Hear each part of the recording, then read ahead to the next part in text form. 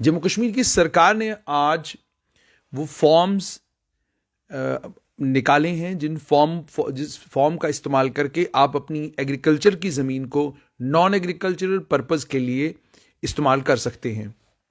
ये फॉर्म जो है जम्मू कश्मीर सरकार के रेवेन्यू डिपार्टमेंट की वेबसाइट के ऊपर आ गए हैं, और अगर इन फॉर्म्स में अगर देखा जाए तो साफ तौर पर ये कहा गया है कि इस फॉर्म में डिस्ट्रिक्ट डेवलपमेंट कमिश्नर को इख्तियार है कि वो परमिशन दे सकते हैं कि एक एग्रीकल्चरिस्ट यानी एक खेतीबाड़ी करने वाला किसान जो है एक नॉन एग्रीकल्चरिस्ट को, यानी कोई भी जम्मू कश्मीर का बाशिंदा, कोई भी जम्मू कश्मीर का रहने वाला अगर अपनी ज़मीन किसी आदमी को अस्पताल बनाने के लिए या कोई भी कमर्शियल कॉम्प्लेक्स बनाने के लिए बेचना चाहता है तो उसके लिए सरकार ने आज जो है फॉर्म निकाले हैं, जिसमें साफ तौर पर यह कहा गया है कि डिप्टी कमिश्नर को इख्तियार है कि वो परमिशन देगा एक एग्रीकल्चरिस्ट को कि वो लैंड को एलिनेट कर सके नॉन एग्रीकल्चरिस्ट को और नॉन एग्रीकल्चरिस्ट बाद में 2 साल के अंदर अंदर उसे इसको इस्तेमाल में लाना है।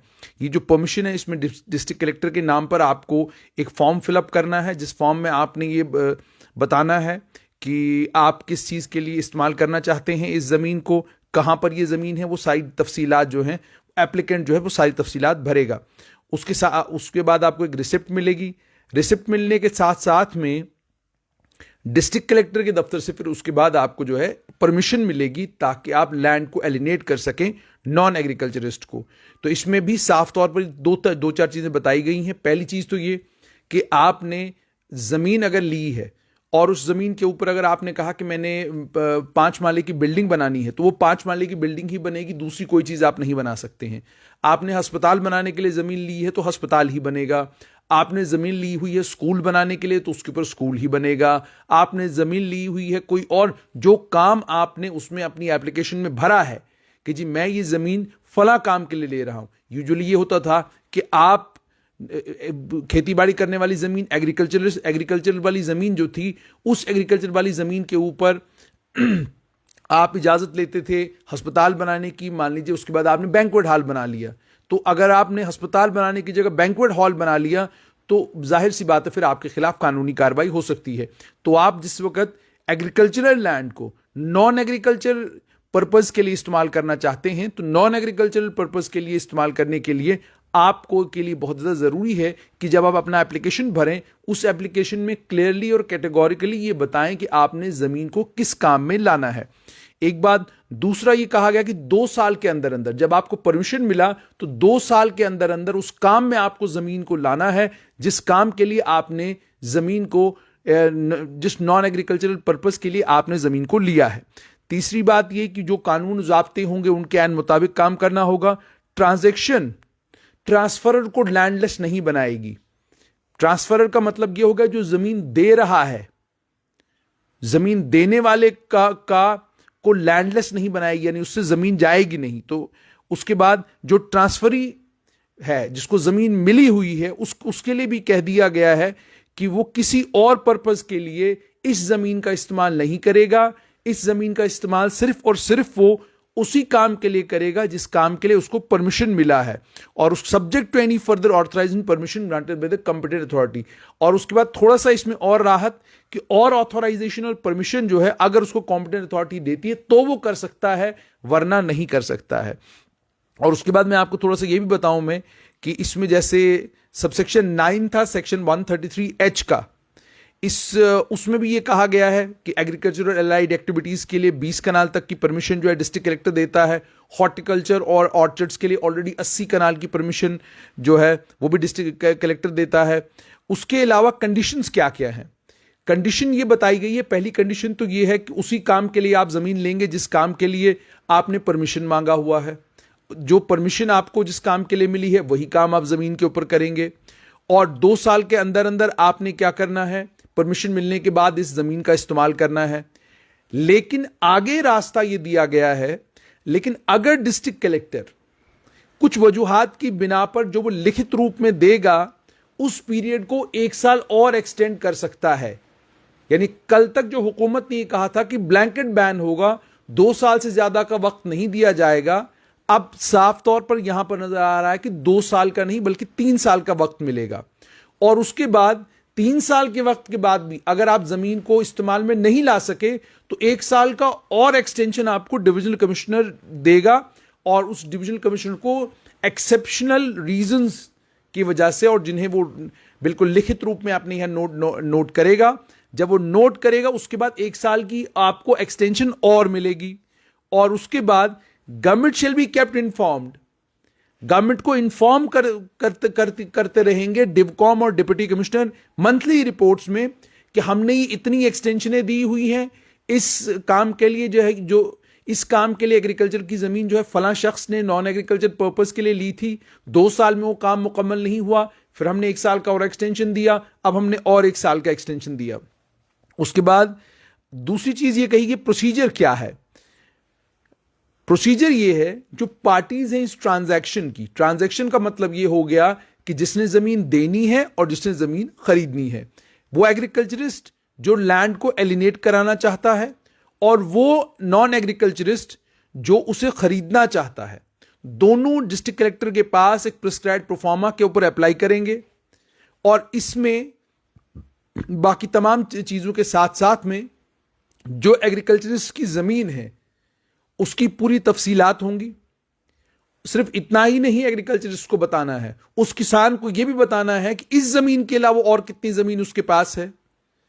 और उसके बाद दोनों पार्टीज को एफिडेविट फाइल करना है कि जो वो ट्रांजैक्शन उनके बीच में हो रही है स्टैट्यूटरी प्रोविजंस के वो खिलाफ नहीं है, और जो ट्रांजैक्शन की कंडीशंस है वो उसके खिलाफ नहीं है। नॉन एग्रीकल्चरिस्ट को भी एक एफिडेविट फाइल करना है और उसे उस एफिडेविट में ये बताना है कि वो क्वालिफाइड है वो काम करने के जिस काम के लिए वो जमीन लेना चाहता है। ठीक है। और 7 दिनों के अंदर अंदर डिप्टी कमिश्नर को यह बताना है, 7 दिनों के अंदर अंदर या तो एप्लीकेशन आपको एक्सेप्ट करनी है या रिजेक्ट करनी है। 7 दिनों के अंदर अंदर, यानी एप्लीकेशन आपके पास फाइल हो गई, तमाम चीजें अगर उसमें मुकम्मल, अगर तमाम फॉर्मेलिटीज मुकम्मल हैं, तमाम फॉर्मेलिटीज में के मुकम्मल होने के बाद आपने फौरन क्या करना है, या तो एप्लीकेशन एक्सेप्ट करनी है या एप्लीकेशन रिजेक्ट करनी है। उसके बाद यह कहा गया है कि डिप्टी कमिश्नर कंसर्न को वो एप्लीकेशन भेजनी है तहसीलदार कंसर्न को, जो रिपोर्ट देगा, वेरीफाई करेगा, जमाबंदी, खसरा गिरदावरी, ततीमा, ये सब चेक करेगा, और ये सब चेक करने के बाद अपनी रिपोर्ट जो डिस्ट्रिक्ट कलेक्टर को पहुंचाएगा।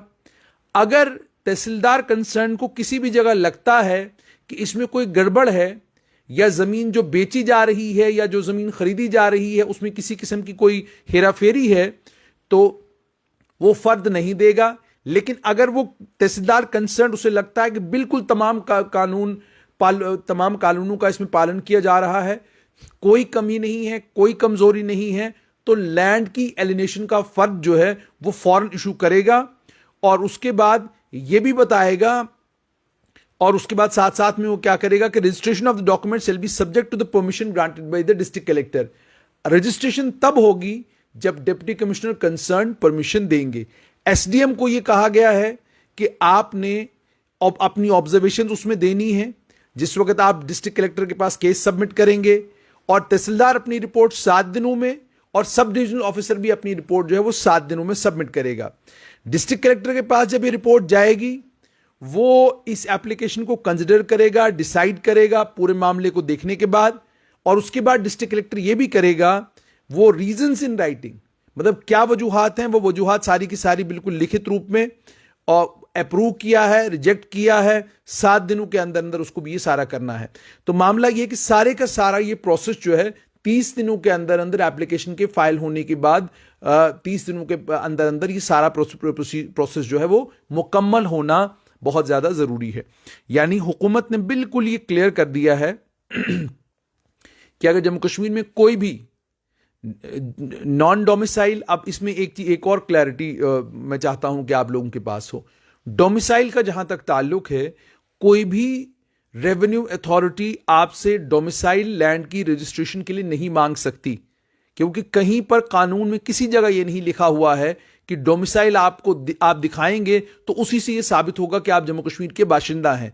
जम्मू कश्मीर के बाशिंदा होने की शिनाख्त जो थी वो परमानेंट रेजिडेंट सर्टिफिकेट थी, वो परमानेंट रेजिडेंट सर्टिफिकेट खत्म हो चुकी है। उसके बाद जो डोमिसाइल आपका है, वो डोमिसाइल सिर्फ और सिर्फ आपको जम्मू कश्मीर का रेजिडेंट बताता है, और आप उसका इस्तेमाल सिर्फ और सिर्फ नौकरियों के लिए कर सकते हैं, क्योंकि नौकरियों के लिए कहा गया है कि वो लोग जो जम्मू कश्मीर के बाशिंदा हैं, जो originally in residents of Jammu Kashmir थे, जिनके पास परमानेंट रेजिडेंट सर्टिफिकेट था, या जो 7 साल से 10 साल से और 15 साल से जो जम्मू कश्मीर में रह रहे हैं, उन्हीं को बाशिंदगाने जम्मू कश्मीर यानी रेजिडेंट्स ऑफ जम्मू कश्मीर कहा गया है। तो डोमिसाइल को बहुत सारी जगहों पर रेवेन्यू डिपार्टमेंट में भी मांगा जाता है कि जी आप अपना डोमिसाइल ले आएं, जबकि बार बार मैं ये कह रहा हूं और हुकूमत को भी कम से कम क्लैरिटी के साथ ये बात बतानी चाहिए कि आप किस कानून के तहत रेवेन्यू के कौन से लैंड रेवेन्यू एक्ट में किस जगह लिखा हुआ है कि आपको डोमिसाइल दिखाना होगा, जिसकी बुनियाद पर यह साबित होगा कि आप जम्मू कश्मीर के बाशिंदा हैं।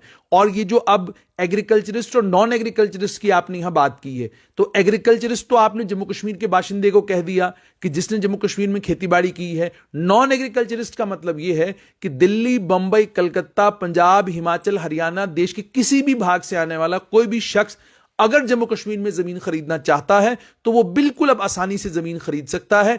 कोई भी उसे अब जमीन खरीदने से नहीं रोक सकता। कोई कानून बाध्य नहीं है, कोई कानून ऐसा नहीं है जो कानून रोकता हो किसी भी एक आम जम्मू कश्मीर के शहरी को जो अपनी खेतीबाड़ी वाली जमीन किसी नॉन एग्रीकल्चरिस्ट पर्पस के लिए, मान लीजिए अस्पताल के लिए, बिल्डिंग के लिए, मॉल के लिए, बस स्टैंड के लिए, किसी भी चीज के लिए अगर देना चाहे तो कोई भी उसे नहीं रोक सकता। केवल उसके लिए तरीका क्या है? तरीक़ेकार ये है कि उसमें डिप्टी कमिश्नर के पास अप्लाई करना है। डिप्टी कमिश्नर जो है वो तहसीलदार कंसर्न से रिपोर्ट मांगेगा। तहसीलदार कंसर्न अपनी रिपोर्ट एसडीएम को सबमिट करेगा। एसडीएम कंसर्न पूरी रिपोर्ट को पढ़ेगा और पढ़ने के बाद जब वो सेटिस्फाइड होगा कि जो चीजें तमाम रिपोर्ट में आई हुई हैं वो बिल्कुल तथ्यों के आधार पर है, उसके बाद वो रिपोर्ट जो है डिप्टी कमिश्नर के दफ्तर में सबमिट करेगा। तो ये फॉर्म आज ऑनलाइन अवेलेबल है। आज से ही आप इस फॉर्म को डाउनलोड कर सकते हैं और फॉर्म को डाउनलोड करने के बाद आप इस फॉर्म का इस्तेमाल लैंड एलिनेशन के लिए कर सकते हैं। यहां आपके नॉलेज में एक और चीज लाना बहुत ज़्यादा जरूरी है। जैसा कि मैंने आपको कहा था कि लैंड यूज के लिए सरकार ने कहा था, और इसमें अगर आपने मकान बनाना है, मकान बनाने के लिए 17 मरले तक का जहां तक ताल्लुक है, उसमें यह कहा गया है कि अगर आपने रेजिडेंशियल हाउस बनाना है तो रेजिडेंशियल हाउस के लिए कोई ज्यादा बड़ी दिक्कत या कोई ज्यादा बड़ी परेशानी नहीं है। 28 दिसंबर 2021 को क्लैरिटी के साथ चीजें लोगों के पास चली जाए, जब ये लैंड रेवेन्यू एक्ट को लेकर लेफ्टिनेंट गवर्नर मनोज सिन्हा ने प्रेस कॉन्फ्रेंस में कहा कि हमने कानून जमीन लेना देना जम्मू कश्मीर में उसको आसान कर दिया है। जब ये हुआ था तो उस टाइम बहुत जबरदस्त तरीके से हंगामा तमाम कश्मीर बेस्ड पॉलिटिकल पार्टीज ने किया था। उस हंगामे के फौरन बाद उसका असर नजर आया और 28 दिसंबर 2021 को सरकार ने एक सरकारी आदेशनामा जारी किया जिसमें उन्होंने ये कहा कि जिसमें उन्होंने साफ तौर पर ये कहा है, मैं अगर आपको पढ़ के भी सुनाऊं, subject to the procedure notified in subsection 4, no land use for agricultural purpose shall be use for non agricultural purposes except with the permission of district collector. ये 133A है लैंड रेवेन्यू एक्ट का, जिस 133A land revenue act में उसी time तरमीम के वक्त ही ये कहा गया था कि डिप्टी कमिश्नर कंसर्न को जो है वही परमिशन देगा। जहां तक सीलिंग लिमिट का ताल्लुक था, डिस्ट्रिक्ट कलेक्टर इसके लिए परमिशन दे सकता था, वो 133A में नहीं था। सीलिंग से मुराद मेरी ये कि 133A में ये तो जरूर लिखा हुआ था कि डिप्टी कमिश्नर की परमिशन के बाद ही आप एग्रीकल्चरल लैंड को नॉन एग्रीकल्चर पर्पस के लिए इस्तेमाल कर सकते हैं। लेकिन कितनी एग्रीकल्चरल लैंड को नॉन एग्रीकल्चरल पर्पस के लिए इस्तेमाल किया जा सकता है, वो सीलिंग लिमिट वहां पर नहीं थी। तो उसके बाद 28 दिसंबर 2021 को एडमिनिस्ट्रेटिव काउंसिल का डिसीजन 15 दिसंबर 2021 का, उसका एक ऑर्डर जो है वो रेवेन्यू डिपार्टमेंट ने इशू किया, जिस ऑर्डर में उन्होंने साफ तौर पर यह कहा है, in exercise of the powers conferred by section 141 of Jammu and Kashmir Land Revenue Act somewhat 1996, the government hereby directs the district collector while exercising powers under section 133A of the act, 133A को ही ध्यान में रखते हुए आज जो forms निकले हैं कि एक जम्मू कश्मीर का डोमिसाइल जम्मू कश्मीर के इसके बाहर के किसी भी व्यक्ति को जमीन बेच सकता है, और बेचने कितनी बेच सकता है उसमें एक लिमिट लग गई। वो लिमिट ये लग गई कि कोई भी डिप्टी कमिश्नर 12.5 एकड़ के ऊपर की परमिशन नहीं देगा। यानी 100 कनाल जमीन आप एलिनेट कर सकते हैं नॉन एग्रीकल्चरल पर्पस के लिए। 100 कनाल से ज्यादा की जमीन आप एलिनेट नहीं कर सकते हैं, इसकी ताकत डिप्टी कमिश्नर कंसर्न के पास नहीं है। तो 28 दिसंबर को ये आया था। 28 दिसंबर को ये आने के बाद आज जो है 6 जनवरी 2022 को आज SO 373 निकाला गया है, जिस SO 373 में 2 फॉर्म्स हैं और ये 2 फॉर्म दिए गए हैं ताकि जो एग्रीकल्चरिस्ट किसी को भी अपनी जमीन बेचना चाहे, लैंड एलिनेट करना चाहे, तो लैंड एलिनेशन के लिए ये 2 फॉर्म्स उन्हें फिलअप करने हैं। इसके साथ में रेलिवेंट जितने भी डॉक्यूमेंट्स हैं वो लगाकर वो सारा डॉक्यूमेंट्री एविडेंस जो है उन्होंने जब ये सारे का सारा लगाना है, और लगाने के बाद फिर उसके बाद डिप्टी कमिश्नर के पास कंसर्न के पास अप्लाई करना है। डिप्टी कमिश्नर कंसर्न फिर नीचे SDM और तहसीलदार लेवल से रिपोर्ट मंगवाएंगे। रिपोर्ट आने के बाद जो है 30 दिन के अंदर अंदर ये सारी प्रक्रिया जो है वो मुकम्मल करनी है। 30 डेज का टोटल टाइम है। 30 दिनों के अंदर अंदर जो है वो लैंड ट्रांसफर को मुकम्मल करना है। यहां पर साफ तौर पर लिखा गया है the entire process shall be completed with the maximum period of 30 days from the day of the filing of application. यानी 30 दिनों के अंदर अंदर लैंड एलिनेशन हो जाना चाहिए। 30 दिन के बाद का वक्त अगर लगता है तो हुकूमत उस मामले में फिर रिपोर्ट मांगेगी और मालूम करने की कोशिश करेगी कि आखिरकार क्या वजह है, किन वजूहात की बिना पर इतना वक्त लग गया। और दूसरा मैंने ये भी कहा कि जहां तक जमीन के इस्तेमाल का ताल्लुक है तो 2 साल के लिए पहले जमीन को इस्तेमाल करने का वक्त है। अगर 2 साल में जमीन इस्तेमाल नहीं हो पाई तो उसके बाद फिर 1 साल का वक्त जो डिस्ट्रिक्ट कलेक्टर बढ़ा सकते हैं, और अगर 3 साल में भी नहीं हो पाया तो एक और साल का वक्फा जो है वो डिविजनल कमिश्नर इख्तियार रखता है बढ़ाने का। तो साफ तौर पर यह कि हुकूमत ने आज जो है ये हुक्मनामा जारी किया है और ये फॉर्म्स आ चुके हैं, और इन फॉर्म्स के आने के बाद अब जम्मू कश्मीर का कोई भी बाशिंदा अपनी एग्रीकल्चरल जमीन नॉन एग्रीकल्चरल पर्पस के लिए किसी को भी बेच सकता है। जरूरत सिर्फ उसे डिप्टी कमिश्नर या डिप्टी कलेक्टर की परमिशन की है।